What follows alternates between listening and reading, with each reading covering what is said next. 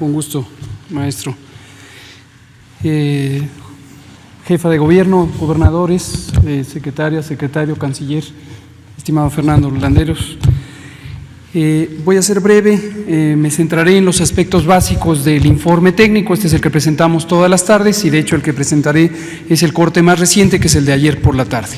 Si me pasan la primera, en el panorama internacional tenemos que, bueno, primero tenemos ya 50 días de la Jornada Nacional de Sana Distancia, nos restan 3 semanas para completarla. La siguiente. En el informe internacional tenemos que casi 6.257.000 personas han sido detectadas con infección por COVID o por el virus SARS-CoV-2 que causa COVID desde el inicio de la epidemia en enero de este año.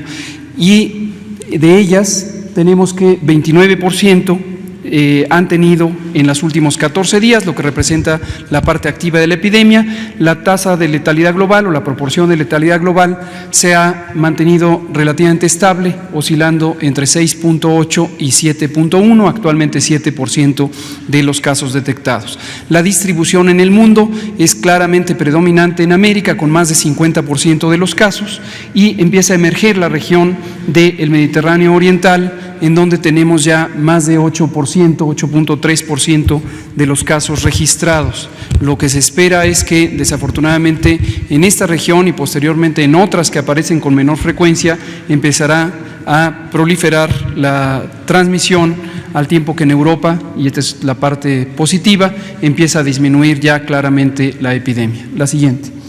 En México tenemos 36.327 casos confirmados desde el primer evento, el 28 de febrero, y de ellos 8.288 son casos de las últimas 14 días, de la última quincena, que representan los casos activos de enfermedad con capacidad de transmisión principalmente. Se han estudiado 135.116 personas que en su momento fueron identificadas como casos sospechosos y resultaron en los 36.327 positivos o en 77.798 que fueron negativos. Esta me la salto por ahora, es la información general del acúmulo de casos, pero como ya hemos dicho es aún más trascendente. Me salto también la gráfica de barras, esta que es la carga de enfermedad activa de los últimos 14 días, por ser la que contribuye a la conservación de la epidemia. Se ve en el mapa y también en la gráfica de columnas a continuación cómo la Ciudad de México y el Estado de México, específicamente la zona conurbada en el Valle de México, son las lugares donde existe prácticamente una mitad de la epidemia. Le siguen Tabasco, Veracruz, Baja California y Morelos en orden de frecuencia. Si lo vemos por incidencia, para poder comparar poblaciones que tienen tamaños diferentes, encontramos que 6.5 de cada 100.000 personas en México han tenido en los últimos 14 días COVID, y en la gráfica de barras o de columnas podemos ver algunas señales interesantes y estimulantes, como el hecho de que la incidencia en la Ciudad de México empieza a descender en las últimas 48 horas. Las muy desafortunadas 3.573 defunciones se han ido presentando, aún conservando el mismo patrón que ocurre con los casos acumulados. Lo previsible es que en algún momento empezará a haber una disparidad, una diferencia entre estos lamentables eventos que desafortunadamente son irreversibles con respecto a los casos nuevos que se irán presentando. Tenemos 259 defunciones que están reconocidas por su ocurrencia clínica y que están en proceso de confirmación diagnóstica.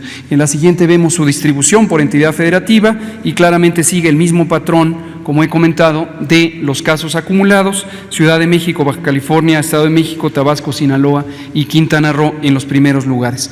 En la siguiente vemos tanto los casos confirmados como los casos sospechosos que están en proceso de estudio. Esta es una cifra que, aunque parece fija, en realidad va cambiando porque se reemplazan, ocurren casos sospechosos nuevos y algunos pasan a confirmación. Finalmente, lo que vemos es que todavía tiene una señal muy estable de crecimiento exponencial que corresponde con el curso de una epidemia aún muy activa.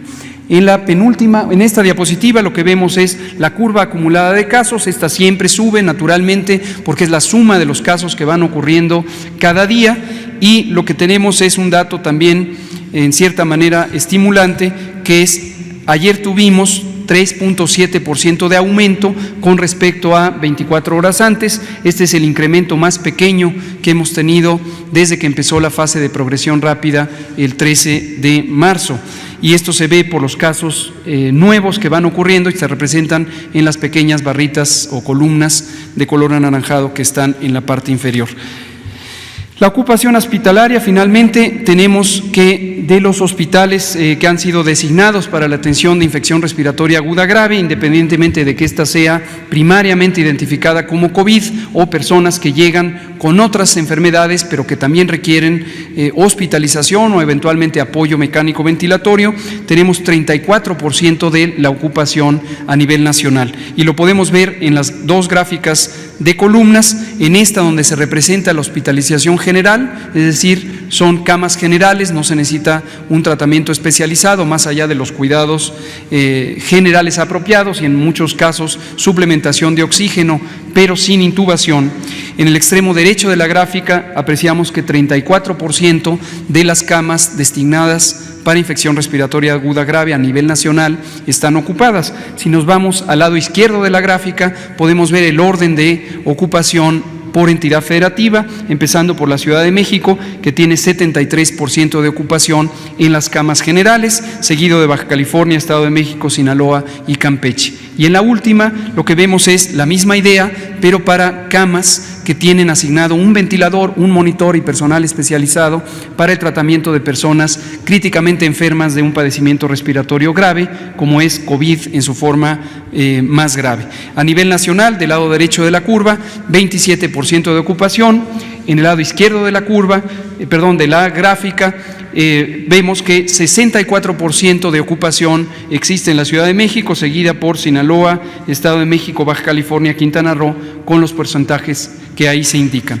Resumen general, seguimos diciendo lo que hemos comentado, estamos en una etapa importantísima de la epidemia, donde estamos en el punto máximo de transmisión en las ciudades que iniciaron con la epidemia, particularmente la Ciudad de México. Tenemos noticias alentadoras que hemos comentado, donde Tijuana, Villahermosa y Cancún, y en cierta manera aún ya se empieza a ver en Culiacán, Sinaloa, empiezan a bajar la intensidad de transmisión. Pero reiteramos, esto no quiere decir que sea momento oportuno para relajar las medidas de sana distancia. Aún nos quedan 3 semanas de la jornada nacional y cuanto más orden, disciplina y constancia en quédate en casa, vamos a lograr reducir la carga de contagios, y eso va a ser benéfico cuando venga el momento de la reapertura, del desconfinamiento.